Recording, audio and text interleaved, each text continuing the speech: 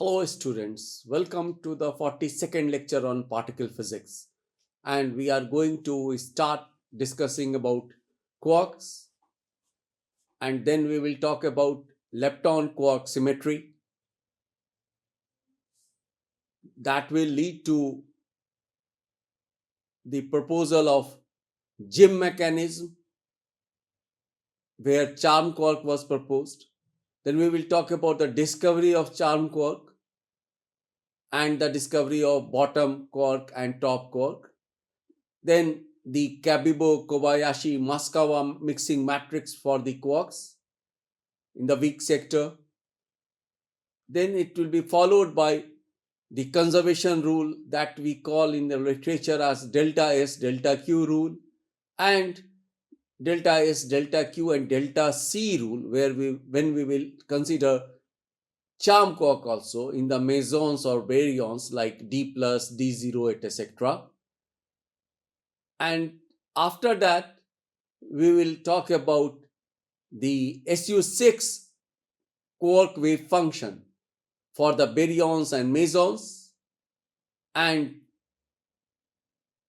mass formula for the baryons and mesons in terms of quarks. Therefore, these 5-6 lectures would be really fascinating if you believe in the fact that quarks do exist, though we cannot see it naked, or that means isolated.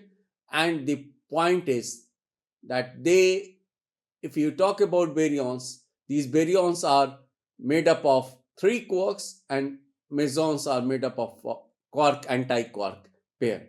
Therefore, this is what is our plan, that we will first talk about nucleon resonances that we have already discussed, but this will be a brief recall of what we have discussed in the class. Then we will talk about Jim mechanism and November revolution. This November revolution talks about 1974 November paper of BNL and Slack people. This was published in Physical Review Letters, volume 33, and in the back-to-back pages, where they claim that they have discovered a particle J, another called it by the name psi, and everybody believed that J by psi is made up of CC bar quarks. Then came bottom and all that. Then we will talk about the Kabibo mixing and Kabibo Kobayashi Maskawa mixing matrix, which is the extension of Kabibo mixing to 3 flavors of quarks. Then we will talk about the selection rules, that is delta S delta Q rule. We will talk about quark confinement, quark gluon plasma, asymptotic freedom. And finally, in the quark sector, we shall delve into the SU2NS representation of 2 objects and 3 objects, and then charge and magnetic moment operator, mass formula for mesons, and mass formula for the baryons. Now, what we have discussed in this class many times, that baryons and anti-baryons, they are fermions, they are spin half or spin 3 half, or in general half or integral multiple of H cross. Now, what we have discussed in the class, that if we talk about proton, then proton's magnetic moment, if it is similar to an electron, then electron is a structureless point particle, and its magnetic moment is 1 Bohr magneton. And therefore, if we are going from 1 Bohr magneton to a nucleon, it should be 1 nuclear magneton, and that 1 Bohr magneton is, we write E by twice me. This should be E by twice m. That means, since mass of the nucleon is 1836 times larger than mass of the proton, mass of the electron, therefore the magnetic moment of the proton should be 1836 times smaller than the magnetic moment of the electron. But what has been observed, that it is not just mu n, it is 2.79 mu n. And I told you that this extra 1.79, we call it by the name anomalous, not normal. Therefore, the normal one is this one nuclear magneton, and then this is 1.79 is the anomalous magnetic moment. And similarly, the neutron magnetic moment, which in principle should be zero if we believe in this analogy, but it has been found out that it is not zero. It has also got a finite value, that is 1.91 nuclear magneton. And similarly for others. Therefore, the important point is that in the case of neutral meson or neutral baryons, they have got a magnetic moment which in general cannot exist if we say that it is the magnetic moment is defined as E by twice m, because they are neutral particles. But they have been found to have finite magnetic moment, and that now we understand is because of the finite size of these hadrons, baryons plus mesons, and this is because of the charge distribution inside the hadronic system. Now, the important point is that similar to this table, we can have a table for the mesons also. Then, the other important point that we discussed in the class, that in the case of pion proton scattering, either you are using pi plus proton or you are talking about pi minus proton scattering. Okay, as I have told you that it is impossible to accelerate pi zeros, therefore we don't talk about pi zero scattering, we only talk about pi plus p and pi minus p scattering. In this case, we have seen that this is isotopic spin 3 half dominant process, while it is an admixture of both. Therefore, what we see that there is a resonance around 1232, and this resonance we call it by the name delta resonance. And then there are other resonances also. Similar to that, we have for pi minus p scattering also the different resonances which have been observed, and these resonances tell us that the particle which is the target particle, either a proton or a neutron or whatever you talk about, for sure is not a point particle, because if you give energy to an electron, that will be all the time taken as the kinetic energy of the particle. Now, the other important point which we discuss in the class, that we not only have spin half nucleon resonances, but we have spin 3 half nucleon resonances, spin 5 half resonances, and the higher spin resonances. And the 4 stars represent that they have been observed. We know many properties of these particles. They are from the particle data group. These stars are, they say that they are well established resonances, and these are the mass range of these resonances. As you can see that we have scores of resonances, those have been observed. Now, if we believe in all that there is anomalous magnetic moment, there is nucleon resonance or meson resonance, then based on that concept, Murray-Gell-Mann and Neyman independently, and Murray-Gell-Mann is known as the Mendeleev of elementary particle physics, who in 1961 introduced the so-called eightfold way. In Buddhism also, we have Ashtamarg. The same concept is here. We are calling it by the name eightfold way. The eightfold way arranges the baryons and mesons into some weird geometrical patterns according to their charge and strangeness. This we have discussed in the class.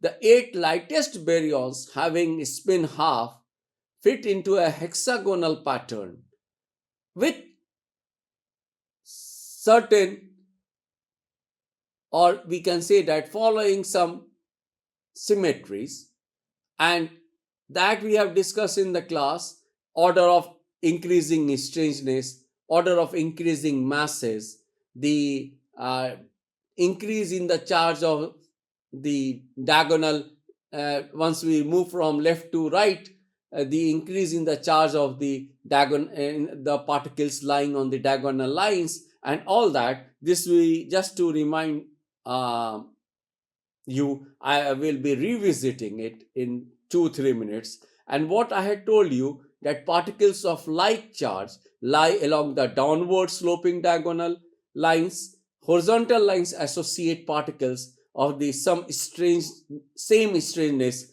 quantum numbers. Therefore, this is what we have discussed in the class, that if you pick all the 8 low-lying baryons like proton, neutron, lambda, sigma plus, sigma 0, sigma minus, cascade 0 and cascade minus, what Gelman and Niemann found, that they can be fit into a weird pattern, and where when they arranged it, they found out that as you go from top to bottom, the strangeness of these particles, they increase by 1 unit, or you can say that decreases by 1 unit. If you say that strangeness of proton and neutron are zero, then strangeness of sigma plus etc is -1, and cascade is -2. Then the charge, as we go from left to right along the diagonal lines, you can see here that the charge is for sigma minus and cascade minus is -1. Then for neutron, cascade sigma 0, lambda 0, and cascade 0, for all these 4 particles, they are neutral particles. And then you have proton and sigma plus, that is a positively charged particle. Then if you take the mass difference between lambda and proton, that is approximately the same as the mass difference between cascade and the lambda or sigma. Therefore, the important point is there is some arrangement that it, when Gelman and Niemann fitted in this weird pattern, they found that there is some organized pattern if we fit these elements. Then not only they did for baryon octet, they also did it for baryon decuplet, for spin 3 half particles. They did it for the meson nonet, lowest lying meson nonet, like pions and kaons, and they also predicted based on this the particles. Therefore, the 8 lightest mesons with the same spin 0 fill a similar hexagonal pattern, forming the meson nonet. Here also, particles of like charge lie along the downward sloping diagonal lines. Horizontal lines associate particles of the same strangeness quantum numbers.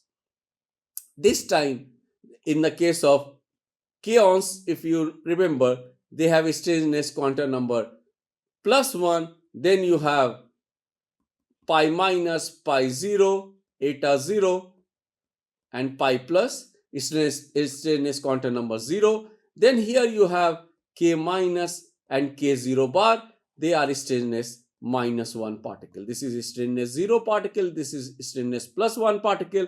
This line is charge +1. This line is charge 0. And this line is charge -1. Therefore, left to right, this is 0, -1, 0, and +1. Then mass difference here is the same as the mass difference here.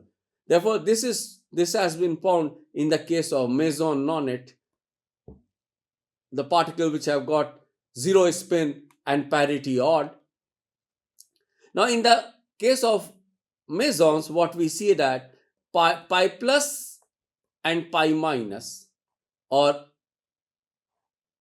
the antiparticles, lie in the diametrically opposite positions in the same supermultiplet as the corresponding particles. While this is not true in the case of baryons, because the antiparticle of proton is anti-baryon, and they don't belong to the same multiplet. While in the case of mesons, you have the antiparticle of K plus as K minus, K0 as K0 bar, and eta 0 is its own antiparticle.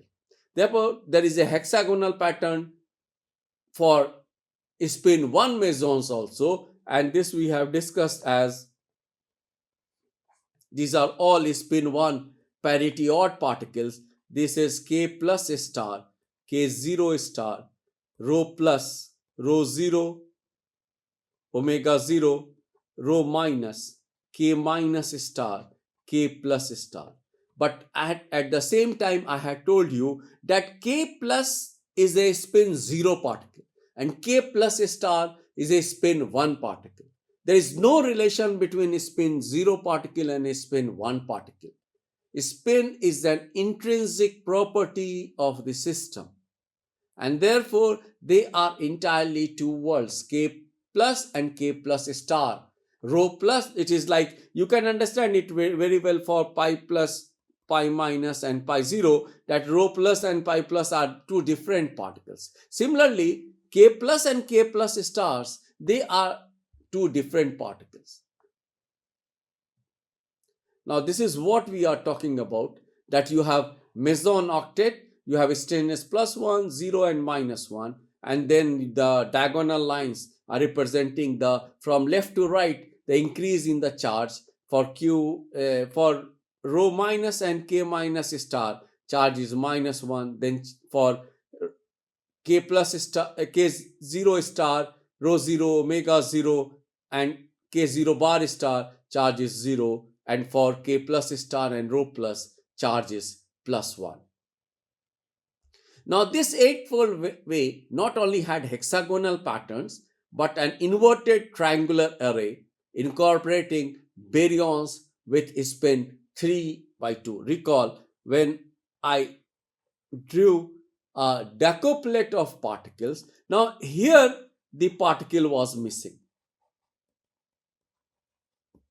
and you had delta plus plus, delta plus, delta 0, delta minus, sigma plus star, sigma 0 star, sigma minus star, cascade 0 star, cascade minus star, and this particle was missing. Again, the mass difference here was the same as the mass difference here, and that was the same as the mass difference here. This was around 150 MeV, this was 1232. Therefore, what Gell-Mann did, he predicted this missing particle, the spin of this missing particle. He said that all these particles are spin 3 by 2, all these particles are parity even particle, and to lie on this, the charge of the particle should be negative, and the mass of the particle should be 1232 here, and the three mass differences are 150, 150, 150. Therefore, it should be around 1800 MeV. Therefore, the important point is that they predicted, or 1700, sorry, 1680 MeV. Therefore, they predicted the mass of the particle, spin of the particle, lifetime of the particle, parity of the particle by putting in this object, and later this particle was observed, which was found to be what is today we call it by the name omega minus. Therefore, 9 baryons with J equal to 3 by 2 were known experimentally while Gell-Mann was fitting these particles, and this fitting predicted the existence of third particle, and Gell-Mann called the particles fitted in this inverted triangular pattern as the decuplet of particles 10. The beauty of this model was not only that it predicted the 10th particle, but also predicted its charge, its lifetime, its mass, and its spin.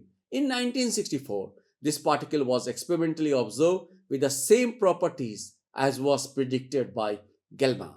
In 1960s, every new hadron found a place in one of the eightfold way supermultiplets. Similar to the particle octets and decuplets, there exists anti-baryon octet or anti-baryon decuplet that we have discussed in the class.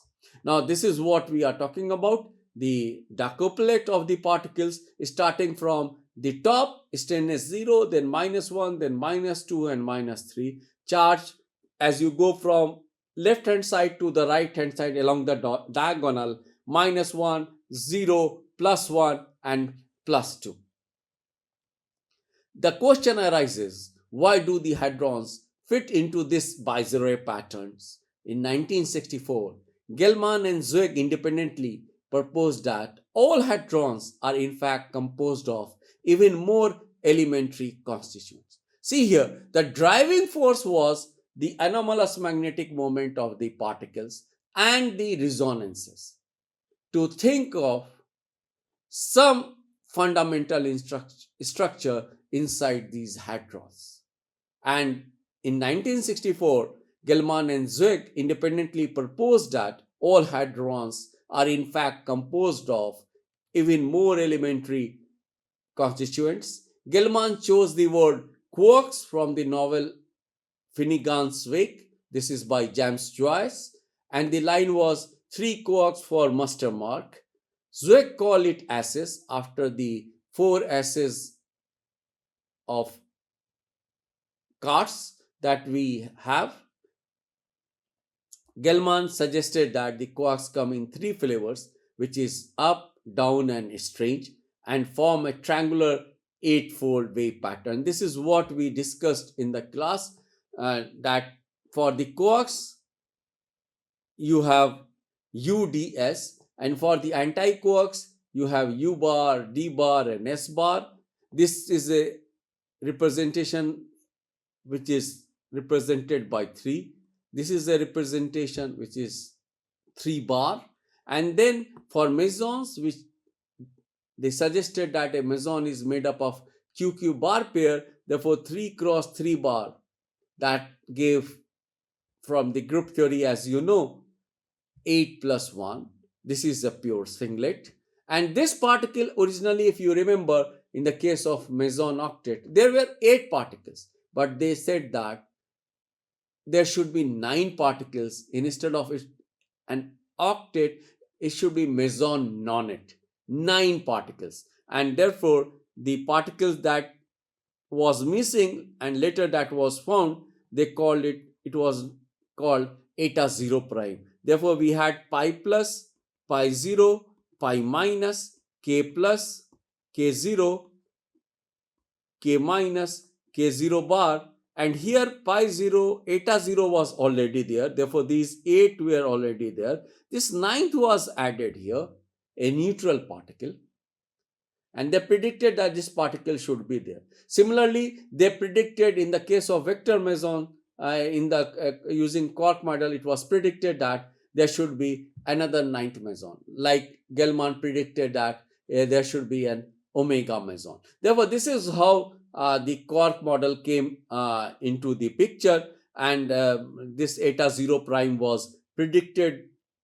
And then later it was found that since you cannot see a free quark, and when you are providing energy to the system, like in the case of nucleons, we have seen nucleon resonances. You have a spin half, a spin 3 half, a spin 5 by 2, a spin 7 by 2, etc. And that means you will never be able to see a free quark. Therefore, in the case of mesons also, when you are pumping energy to a mesonic system, you are getting a new state. And therefore, we had started with S state, that was for pions, etc. We saw in this class that there are other states also which have been observed, like 3p0, where you have the 9 particles, or 3p1, 3p2, 3d3, etc., etc. This is how using this multiplet of a concept, it was proposed that there should be various particles, those should exist in nature. These were experimentally later observed, and this was the beauty of a Gell-Mann and Zweig model. Therefore, what we noticed that the nucleons like lambda and then sigma and cascade, those 8 particles that I am talking about, neutron, proton, sigma plus, sigma 0, lambda 0, sigma minus, cascade minus, and cascade 0. These were spin half parity even particle. What we saw that this particle mass is around 939 MeV, because this is 938.2 and this is 939.5. Then this is around 1190 MeV and this is more than 1300 MeV. Therefore, we have to see this concept that we have nucleons, lambda, sigma, and cascade.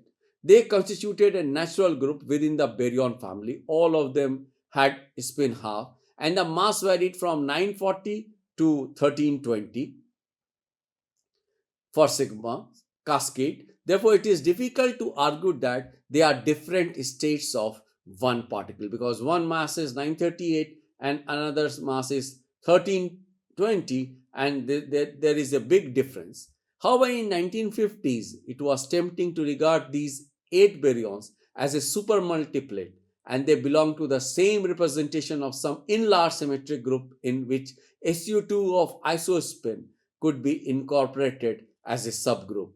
The question is, what is that larger group? This we have discussed in the class, and Gelman argued that the larger symmetric group is SU3, and the octet constitute eight-dimensional representation of SU3.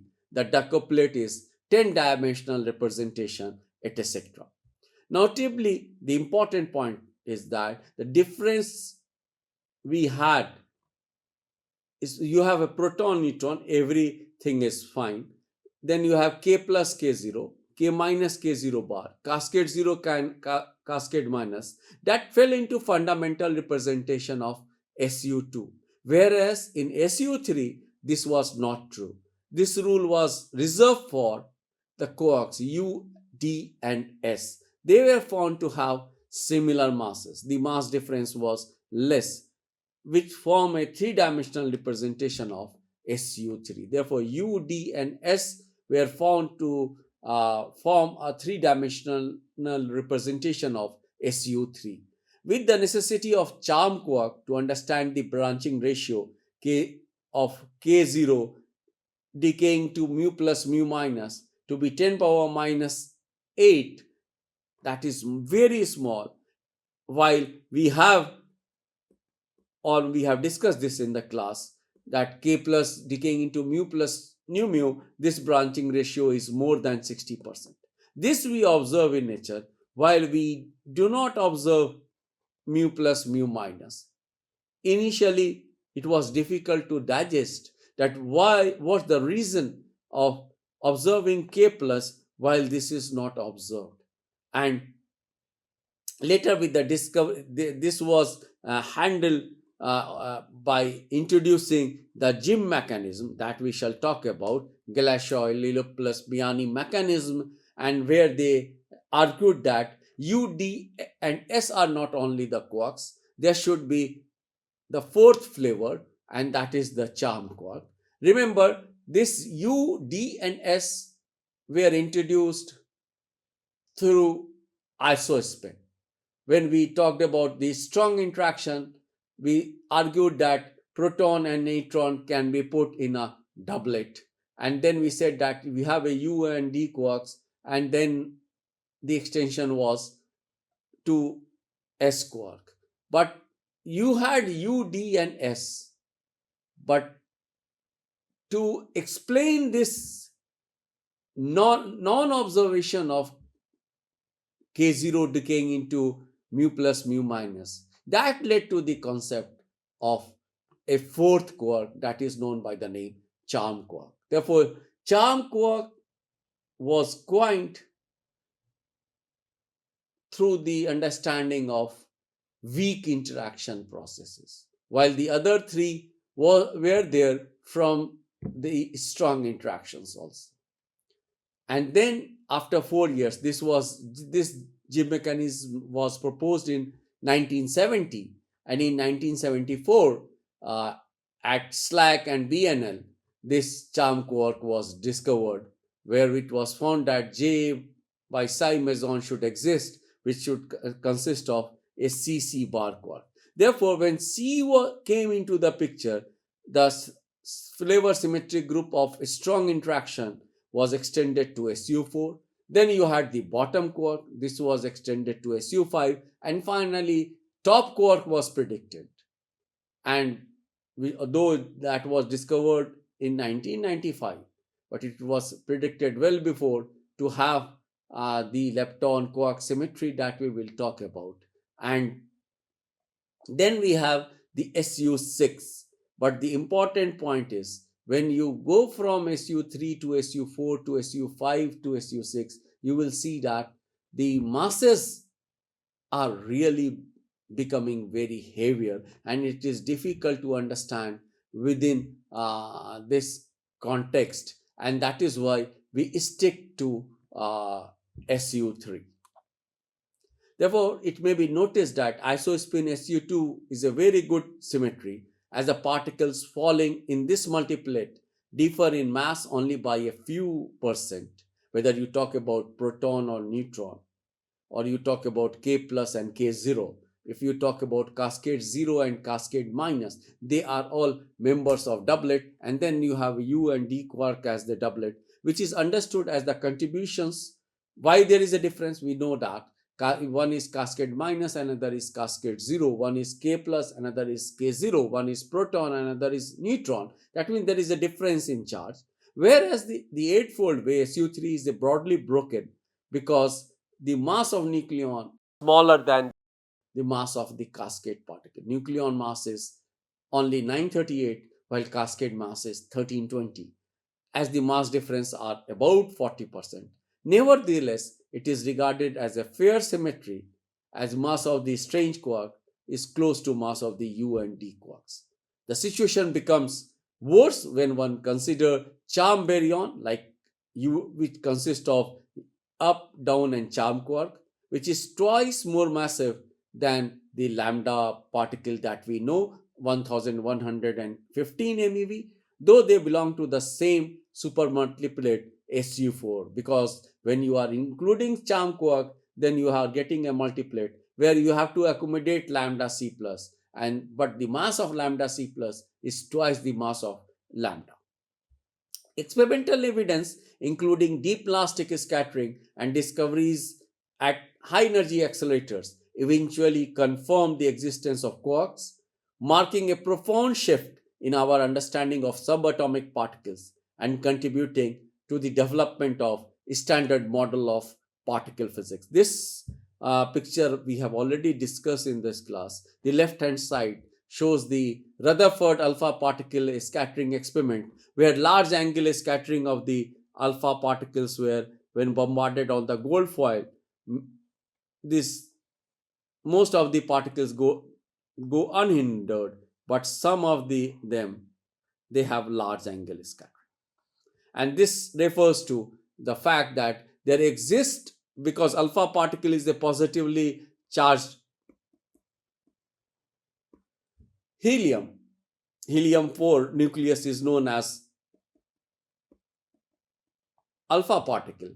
Therefore, when you have an alpha particle that you are bombarding on a gold foil, then it was concluded that this repulsion is because there is a positive charge sitting at the center, and because of that these alpha particles are moving away at large scattering angles. Not all, but a few of them. And similarly, here in the case of electron proton scattering, it was found that we have similar kind of observation, where we find that there is a large angular scattering, which refers to the fact that there is some atomic object inside the proton. But here in the case of atom, there was a nucleus sitting at the center, while here in the case of proton, you have the distribution which is not centric. Okay, let's stop here, and from here, with this concept, we will start discussing about the lepton quark symmetry. Thank you.